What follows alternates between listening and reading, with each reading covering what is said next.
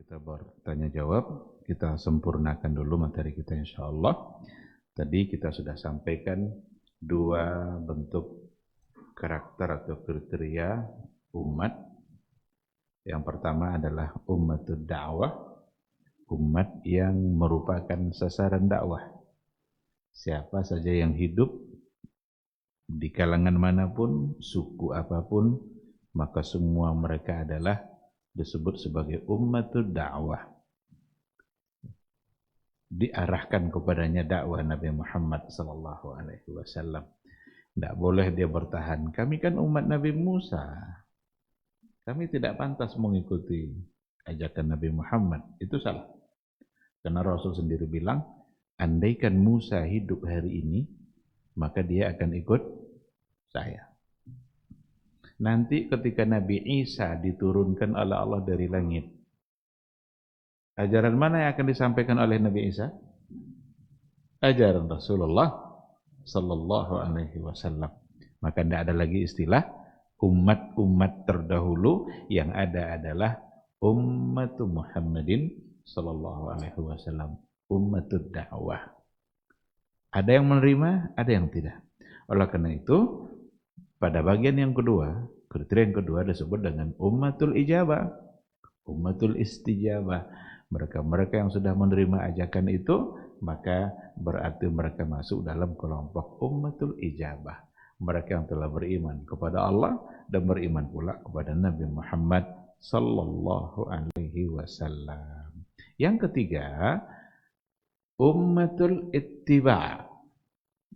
Ini intinya sebenarnya yang ingin kita sampaikan pada malam hari ini. Ummatul ittiba', umat yang mutaba'ah an-Nabi sallallahu alaihi wasallam. Umat yang kalau mereka sudah beriman kepada Nabi, kepada Rasulullah sallallahu alaihi wasallam, kepada ajaran yang dia bawa, maka harus murni dalam mengikutinya dalam bentuk ittiba' atau mutaba'ah. Maka dalam Al-Quran dikatakan oleh Allah Subhanahu wa ta'ala, wa mimman khalaqna, di antara orang-orang yang telah kami ciptakan, ummatun yahduna bil haqqi, adalah umat yang mereka mendapatkan petunjuk bil haqqi, dengan al-haq, dengan kebenaran, wa bihi ya'dilun, dan dengan kebenaran itulah mereka ya'dilun, adil, mereka modern, mereka menjadi orang pilihan. Dengan kebenaran yang diikutinya, maka mereka menjadi orang-orang pilihan. Wa mimman khalaqna, di antara mereka yang telah kami ciptakan, ummatun yahduna bil haqq, ada umat yang mereka mendapatkan petunjuk dan menerima kebenaran, wa bihi ya'dilun, mereka hidup di atas kebenaran itu menjadi orang-orang yang pilihan. Al-Imam Mustalmasi mengatakan, wahia, ummatul ittiba', wahia, itu adalah al-furqatun najiyah, itulah golongan yang selamat, itulah golongan yang dalam hadis Rasulullah sallallahu alaihi wasallam ketika Nabi mengatakan bahwa akan terpecah-pecahlah umatku nanti berjumlah 73. Jadi ada hadis akan terpecah Yahudi menjadi 71 golongan. Terpecah pula Nasrani menjadi 72. Wa sataftariqu ummati, sementara umatku akan terpecah belah pula menjadi 73. Kulluhum finnar illa wahidah. Semua mereka dalam semua mereka berpotensi untuk masuk neraka kecuali hanya satu. Ada sahabat yang bertanya, man hum ya Rasulullah? Siapa yang satu itu ya Rasulullah? Jadi sahabat tidak peduli dengan yang 72 itu. Banyak kali yang mau ditanya, mau dicari-cari 70 itu apa saja, 1, 2, 3, 4, 5. Tidak penting itu. Yang penting adalah untuk menunjukkan, untuk mengetahui yang selamat yang mana. Kalau sudah tahu kita yang selamat, maka akan tahu pula nanti yang tidak selamat. Kalau sudah tahu al-haq, maka tahu pula yang batil. Nah, Oleh karena itu mereka bertanya, "Man hum ya Rasulullah?" Dijawablah oleh Nabi, yang selamat itu adalah orang-orang yang makan alaihi ana al-yaum wa ashabi. Orang-orang berada di atas manhaj yang saya sekarang dan sahabat saya. Itu jawaban dari Nabi kita Nabi Muhammad sallallahu alaihi wasallam. Nah, oleh karena itu ummatul ittiba, umat yang selalu mengikuti Nabi dalam hal apa? Aqidatan wa syariah. Baik dalam persoalan akidah maupun dalam persoalan ibadah, dalam persoalan syariat. Syariat itu bisa dalam bentuk ibadah, bisa dalam bentuk muamalah. Dua-dua ini harus mengikuti al-manhajun nabawi. Orang-orang yang kalau seandainya berada di dalam manhaj nabawi, dalam akidah, tak pernah berniat untuk mencari metode manhaj yang lain selain daripada apa yang telah diajarkan oleh Rasul kita. Dalam berakidah, bagaimana kita bertauhid, bagaimana kita agar tetap jauh dari syirik. Maka yang pertama sekali persoalan akidah yang ditekankan oleh Nabi adalah tahqiqut tauhid, mewujudkan tauhid yang sesungguhnya, wajtinabis syirk, dan menjauhi syirik. Betul-betul harus kita wujudkan tauhid itu. Kita esakan Allah Subhanahu wa taala. Tidak boleh ada satupun unsur kesyirikan yang kita lakukan kepada Allah Subhanahu wa taala. Apakah kesyirikan yang berhubungan dengan rububiyah atau kesyirikan yang berhubungan dengan uluhiyah? Semuanya harus kita jaga. Sikap kita kepada Allah ketika kita meyakini dengan rububiyahnya Allah Subhanahu wa taala dan uluhiyahnya, maka kita mesti jauh dari perbuatan syirik. Syirik itu intinya ya memberikan sesuatu yang hanya pantas untuk Allah tapi diberikan kepada selain Allah. Itu sudah menjadi bagian dari syirik. Yang mengabulkan doa kita siapa? Allah. Tempat kita meminta hanya kepada Allah. Kalau seandainya kita punya tempat lain di mana kita meminta hajat-hajat kita, berarti itu sudah menjadi bagian dari kesyirikan. Itu hanya Allah yang pantas untuk diberikan. Gak boleh kita meminta hajat kita kepada selain Allah. Berarti tidak boleh berdoa kecuali hanya kepada Allah. Bukankah iyyaka na'budu wa iyyaka nasta'in? Hanya Engkau yang kami sembah, hanya Engkau tempat kami meminta. Sekarang ternyata dia punya tempat meminta selain daripada Allah, dan tempat memintanya itu tidak pantas untuk dimintakan itu, dan karena memang tidak bisa untuk memberikan. Apa contohnya? Meminta-minta kepada makhluk gaib, meminta-minta kepada orang mati yang sudah dikuburkan dalam kuburnya, dalam kubur. Dia anggaplah dia sebagai orang keramat atau kubur keramat. Datang ke kuburannya itu, dipanggil-panggil dia, iqdi hajatina, kabulkan hajat kami. Bukankah itu merupakan bagian dari kesyirikan? Itu bagian dari kesyirikan karena kita meminta tidak lagi kepada Allah Subhanahu wa ta'ala. Kami mintanya ke Allah, Pak Ustadz, enggak ke kubur tuh. Allah tempat meminta itu sudah pasti. Cuma perlu membawa orang yang dikubur itu karena dia soleh. Perlu membawa nama dia supaya doa kita lebih cepat dikabulkan. Dia telah mengikat dirinya dengan hal-hal yang tidak perlu dalam berdoa. Allah tidak memerlukan cara seperti itu dalam berdoa. Kalau kita mau meminta, tidak usah bawa-bawa nama baik orang lain. Nama baik orang lain itu kemuliaannya untuk dia.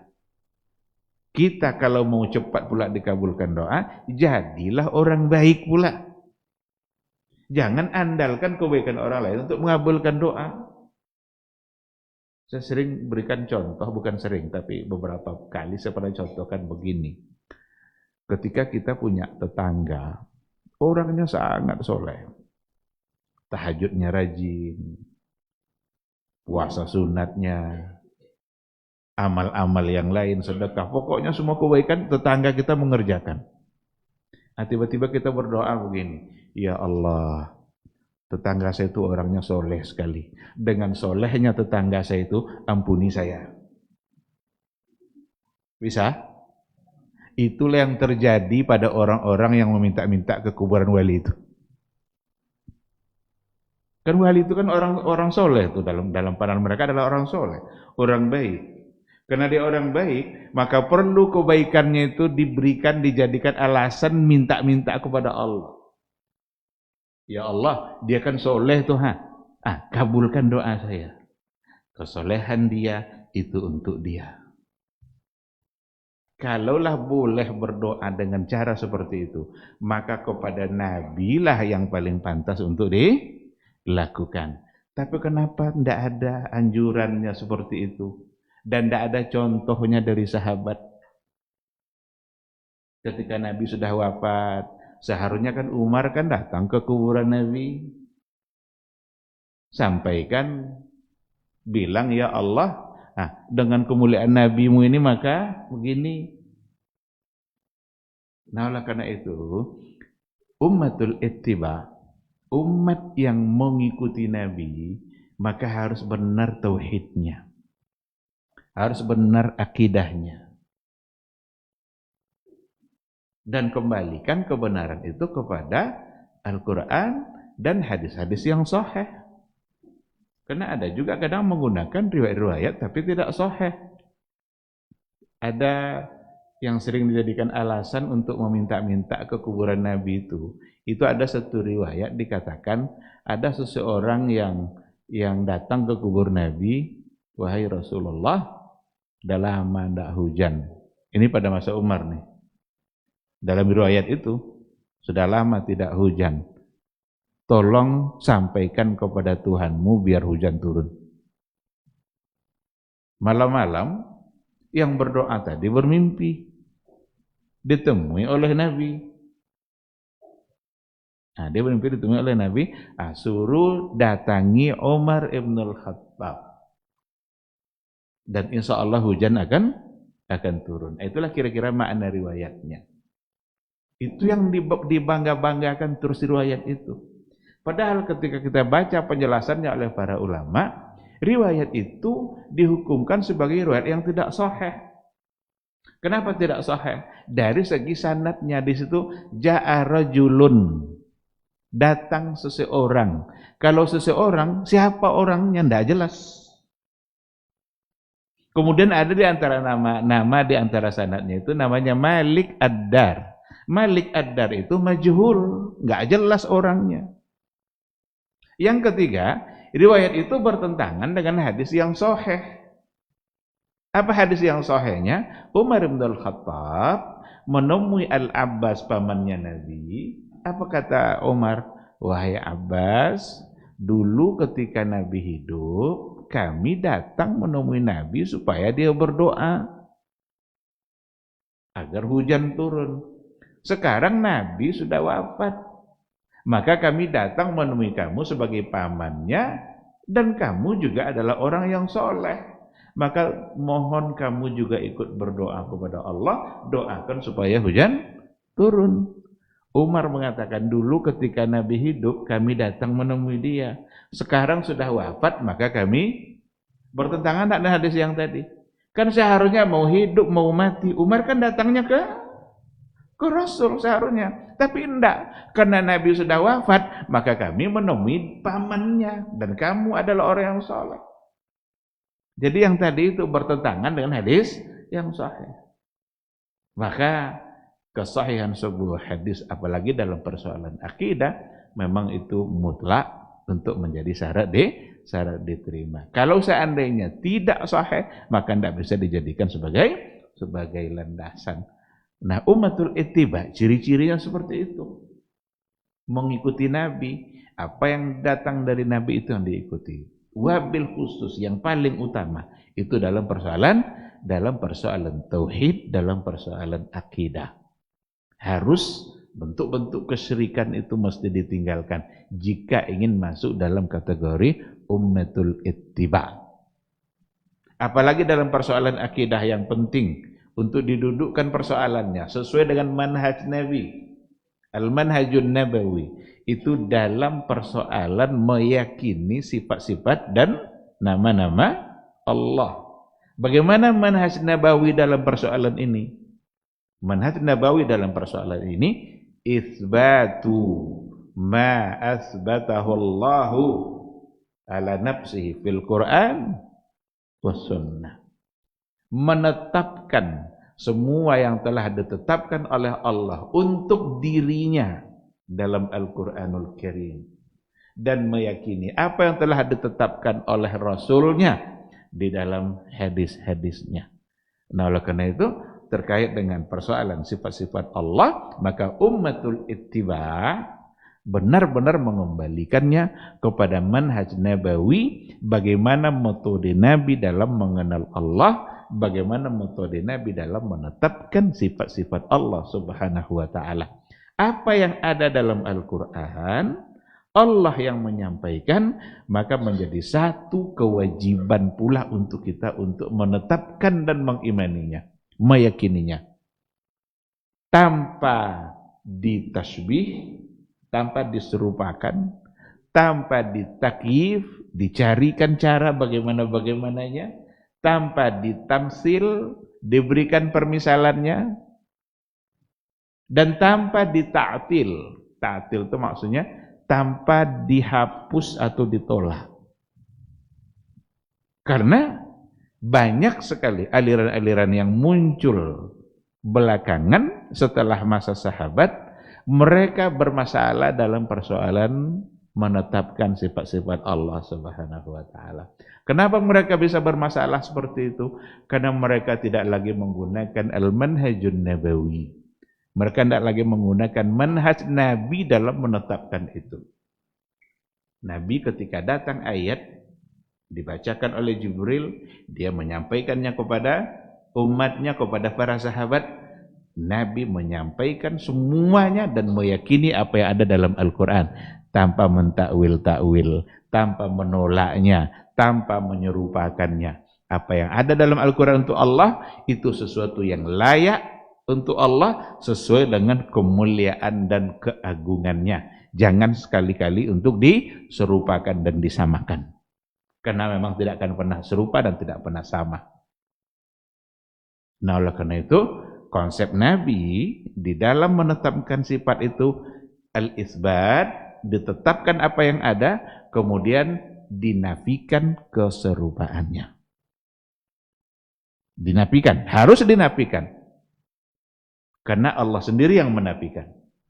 Ketika Allah mengatakan Ar-Rahmanu 'alal 'arsy istawa, Allah berada di atas arsy, imani. Tetapi nafikan keserupaannya, karena Allah yang menafikannya. Laisa kamitslihi syai'un wa huwas samiul basir. Tidak ada yang serupa dengan Allah, dan Dia Maha mendengar lagi Maha melihat. Kullu syai'in halikun illa wajah. Segala sesuatu hancur binasa kecuali wajah Allah. Imani itu dan nafikan keserupaannya. Laisa kamitslihi syai'un wa huwas samiul basir. Enggak mesti banyak tanya. Dan mesti banyak tanya. Banyak tanya itu menandakan sudah mulai ada celah-celah untuk meragukan. Ketika ada Ar-Rahmanu 'alal 'arsy istawa, muncul pertanyaan. Apakah berarti Allah menempati arasy? Kalau Allah menempati arasy, berarti mana yang lebih besar, Allah apa arasy? Pertanyaan seperti ini hanyalah pertanyaan yang datang dari orang-orang yang akalnya sudah terlebih dahulu menyerupakan Allah dengan makhluk. Kalau tidak ada penyerupaan dari awal, tidak akan muncul pertanyaan itu. Karena yang terbayang oleh dia adalah raja yang duduk di singgasananya. Raja punya singgasana. Nah, terbayang oleh dia seperti itu. Itu namanya berarti tasbih. Tidak akan muncul pertanyaan itu kalau seandainya kita sudah nafikan dari awal. Karena memang tidak ada serupa. Laisa kamitslihi syai'un. Allah berada di atas aras. Laisa kamitslihi syai'. Dan dia tidak ada yang serupa dengan sesuatu apapun. Berarti istawanya Allah di atas aras tidak akan pernah bisa dibayangkan karena Allah sudah menafikan keserupaannya dengan raja yang istawa di atas arasnya. Ketika ada segala sesuatu itu hancur kecuali wajah Allah. Muncul pertanyaan, apakah wajah itu bagian dari anggota tubuh? Pertanyaan itu muncul hanya dari orang yang akalnya sudah terpengaruh dari awal oleh penyerupaan. Karena yang terbayang oleh dia adalah wajah dia yang merupakan bagian dari tubuh. Padahal istilah jarihah itu kan anggota tubuh. Istilah jisim, jarihah, itu tidak pantas disematkan kepada Allah. Tidak ada satupun nas yang menisbatkan kata jarihah atau jisim untuk Allah Subhanahu wa ta'ala. Yang ada untuk Allah dalam Al-Quran itu seperti zat itu ada. Nafsun itu ada untuk Allah. Ada ayatnya. Ada hadisnya. Kataba rabbukum ala nafsihi ar-rahmah. Rabb kalian telah mewajibkan atas dirinya. Berarti Allah punya diri. Kan gitu jadinya. Nabi Isa apa katanya? Ta'lamu ma fi nafsi wa la a'lamu ma fi nafsik. Wahai Tuhanku, engkau tahu apa yang ada pada diri saya tidak tahu apa yang ada pada dirimu. Berarti Allah punya diri. Kan gitu. Wajib kita percaya karena ada ayatnya. Cuma apakah sama diri Allah dengan diri Nabi Isa? Ya pasti tidak sama, tapi sama-sama nafsun di situ. Sama-sama. Lapasnya sama. Tetapi untuk seperti apanya itu tidak akan pernah sama. Tapi kalau sudah diawali oleh penyerupaan, maka muncul pertanyaan-pertanyaan seperti tadi. Bahkan ada pula yang mengatakan, oh kalau begitu yang tidak hancur cuma wajahnya aja. Gimana dengan yang lain? Kakinya, tangannya. Karena ada ayat bahwa Allah punya 2 tangan. Ada hadis mengatakan Allah punya tumit. Apa hancur yang lain? Yang tidak hancur hanya wajah saja. Ini adalah pertanyaan yang sebenarnya ya seperti tadi juga. Sangat mudah sekali untuk dijawab. Ketika dikatakan wajah, itu sesungguhnya adalah wakil untuk semua zat. Kalau untuk Allah, untuk semua zat. Kalau kita, untuk semua badan kita. Saya berikan contoh. Ketika ada hadis bunyinya begini. Barang siapa yang berpuasa 1 hari, man shama yauman fi sabilillah. Siapa yang berpuasa 1 hari di jalan Allah, ba'adallahu wajhahu anin nari sab'ina kharifah. Allah jauhkan wajahnya dari neraka sejauh 70 tahun perjalanan. Yang dijauhkan apa? Wajah. Itu cik wajah aja. Cik wajah aja yang dijauhkan oleh Allah. Kaki enggak. Maka di situ ketika dikatakan wajah, maka wajah itu adalah wakil untuk semua tubuh kita. Nah, ketika dikatakan segala sesuatu hancur kecuali wajah Allah, maka maksudnya adalah zat Allah. Yang salah satu dari sifat zatnya ada wajah. Karena memang kita dikenali melalui wajah. Kita kalau nampak kita di balik itu nampak kita kaki orang. Tahu enggak kita siapa orangnya? Belum. Ditengokkannya tangannya ke kita. Mana cunya? Kehadian hanya tengok tangan deh. Tahu enggak kita siapa orangnya? Enggak juga. Tapi ketika yang muncul wajah, walaupun badan enggak nampak, kaki enggak nampak, nampak wajahnya. Tahu enggak kita orangnya? Oh, itu pulan tuh. Berarti wajah adalah mewakili semuanya. Maka ketika dikatakan Allah segala sesuatu itu hancur kecuali wajahnya. Memang itulah yang untuk mewakili. Nah, karena itu pakai konsep Nabi dalam berakidah. Kalau ingin menjadi ummatul ittiba. Kalau tidak, berarti kita bukan menjadi ummatul ittiba. Maka muncullah orang-orang seperti orang-orang Mu'tazilah, Khawarij, Murji'ah, dan berbagai macam aliran-aliran kalam lainnya yang mereka rata-rata bermasalah dalam persoalan akidah karena mereka memahami Allah tidak lagi sesuai dengan manhaj Nabi, tidak sesuai dengan apa yang dilakukan oleh Rasulullah sallallahu alaihi wasallam. Maka kita tidak akan pernah menemukan Nabi mentakwil ayat-ayat sifat dalam artian menolak keberadaan sifat itu adanya pada Allah. Yang ada hanyalah Nabi mengimaninya. Apakah Rasul beriman bahwa Allah itu berada di atas aras? Jawabannya iya. Karena tidak pernah ada penjelasan Nabi yang selain menunjukkan bahwa dia mentakwil atau menolak dan lain sebagainya. Apakah Rasul kita beriman dan sahabat beriman bahwa Allah punya wajah? Jawabannya iya. Karena buktinya banyak. Apa buktinya? Hadis di mana Nabi berdoa, ya Allah, izinkan saya. Allahumma inni as'aluka ladzatan nazari ila wajhikal karim. Ya Allah, izinkan saya di akhirat kelak memandang kepada wajahmu yang mulia. Kira-kira ketika Nabi berdoa seperti itu, apakah Nabi yakin Allah punya wajah atau yakin tidak punya? Yakin dia punya.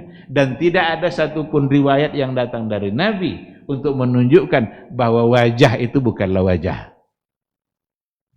Tidak ada. Kapan adanya pentakwilan itu? Ketika bermunculan ahlul kalam. Orang-orang yang memahami Allah melalui makhluk, maka ditolaklah keberadaan sifat Allah karena seolah-olah menyamakannya dengan makhluk. Tidak pantas Allah disebut punya wajah karena makhluk juga punya wajah. Tidak pantas disebut Allah berada di atas aras karena seolah-olah Allah butuh kepada aras. Oleh karena itu, awal dari kesalahan memahami Allah adalah ketika kita memahaminya melalui makhluk seperti yang dilakukan oleh ahlul kalam. Namun kalau seandainya kita mengenal Allah melalui Al-Quran dan hadis Nabi yang sahih, apapun yang disebut Allah tentang dirinya, maka kita tinggal mengimaninya sekaligus menolak semua bentuk keserupaan, penyamaan. Itu tidak akan pernah ada karena Allah sendiri yang mengatakan laisa kamitslihi syai'un. Ikhwati fillah, karena itu banggalah untuk menjadi ummatul ittiba dan bertahan di atas itu, memohon kepada Allah agar selalu menjadi ummatul ittiba, bukan ummatul ibtida. Luar biasa bedanya itu. Maka Ibnu Mas'ud mengatakan, ittabi'u wa la tabtadi'u faqad kufitum. Cukup ikut saja yang datang dari Nabi. Semua persoalan agama, akidah kah, syariah kah, begini kata Rasul dalam akidah, tuh udah ikuti. Wa la tabtadi'u, dan jangan kalian buat-buat hal-hal yang baru. Tidak pernah ada penjelasan takwil dalam artian menolak keberadaan sifat dari Allah, tidak pernah ada dari Nabi. Berarti itu sesuatu yang sifatnya beda dalam akidah. Maka disebut mereka sebagai ahlul ahwa wa ahlul bidah. Karena memang mereka mendatangkan hal baru dalam persoalan agama. Faqad kufitum, cukup yang datang dari Nabi, tidak usah ditambah-tambah. Faqad kufitum, itu sesungguhnya bagi kalian sudah cukup. Tidak ada alasan untuk mencari hal yang lain. Ikhwati fillah, inilah 3 kriteria manusia yang ada di hidup setelah Nabi diangkat menjadi Rasul. Yang pertama sekali adalah ummatul dakwah, yang kedua adalah ummatul ijabah, dan yang ketiga ummatul ittiba. Lebih sedikit lagi. Jadi semakin ke ujung kriterianya semakin sedikit. Yang paling banyak semua umat manusia ummatul dakwah. Yang kedua ummatul istijabah. Asal mereka terima, beriman, ucapkan syahadat, ummatul istijabah. Tetapi ada ummatul ittiba. Di antara mereka yang mengucapkan syahadat kepada Allah, tetapi ternyata bisa saja mereka mendatangkan hal-hal yang baru dalam beragama, baik dalam persoalan akidah maupun dalam persoalan muamalah. Inilah sedikit yang digambarkan oleh Imam As-Salmasi di dalam kitabnya Manazil Al-A'immatil Arba'ah. Saya kira ini kajian kita, mudah-mudahan dapat dipahami insyaallah. Jam 8.30. Apakah ada pertanyaan atau kita tutup? Silakan.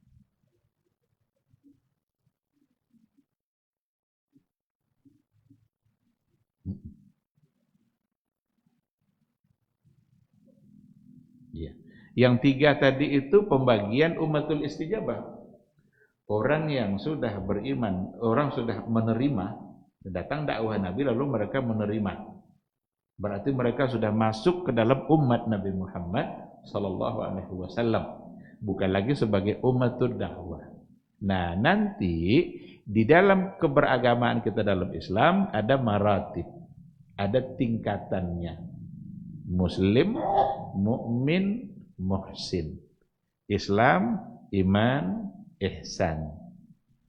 Islam ketika memang mereka sudah mengucapkan 2 kalimat syahadat, dan istilah Islam itu lebih kepada amal-amal zahir, salat, puasa. Iman itu keyakinan, dan keyakinan itu adalah persoalan-persoalan yang batin, persoalan batin, iman kepada Allah, i'tiqad, persoalan hati, iman kepada malaikat. Nah, puncak keberagaman kita ada pada ihsan. Ada pada ihsan. Anta'budallah ka'annaka tarahu. Fa illam takun tarahu fa innahu yarak. Ketika yang 3 ini tetap berada dalam manhajun nabawi, maka semua mereka adalah ummatul ittiba. Tapi ketika ada seorang muslim, dia muslim juga, beriman juga dia kepada Allah dan kepada Rasulnya, tetapi dia tidak lagi murni dalam ittiba'nya. Dia sudah melakukan hal-hal yang tidak pernah diajarkan oleh Nabi. Berarti dia tidak masuk dalam kategori ummatul al-ittiba, tapi berada pada ummatul al-istijabah. Inilah yang perlu harus kita waspadai. Terus semua kita harus selalu memohon kepada Allah, karena tidak ada ketaatan yang bisa kita lakukan kecuali kalau Allah yang memudahkan. Minta terus kepada Allah. Nabi saja, Nabi seperti yang dikatakan oleh Ummu Salamah, istrinya, itu ada doa Nabi yang selalu dia ulang-ulang. Ya muqallibal qulub, tsabbit qalbi 'alal iman, tsabbit qalbi 'ala ta'atik. Tetapkan hati saya di atas iman dan di atas ketaatan. Itu Nabi itu. Berarti bisa saja terjadi perubahan-perubahan dalam hati kita, terpengaruh oleh hal-hal yang lain. Pagi beriman, sore bisa menjadi menolak apa yang diyakini di paginya. Nah, maka selalulah memohon kepada Allah agar kita diberikan terus kemampuan untuk istiqamah dan taat berada di atas sunnah Rasulullah sallallahu alaihi wasallam. Allah subhanahu wa ta'ala a'lam. Cukup, sekira barangkali kalau tidak ada lagi, mudah-mudahan apa yang kita bicarakan pada malam hari ini ada ilmu yang bisa kita terima, dan mudah-mudahan kita bisa mengamalkannya, dimudahkan oleh Allah. Yang benar itu semata-mata bimbingan dari Allah, tapi kalau ada yang salah dan keliru itu karena kelemahan ilmu, barangkali juga kena bisikan-bisikan syaitan, dan mohon untuk dimaafkan. Semoga Allah juga mengampuninya. Terima kasih. Subhanakallahumma bihamdika asyhadu an la ilaha illa anta astaghfiruka wa atubu ilaik. Wassalamualaikum warahmatullahi wabarakatuh.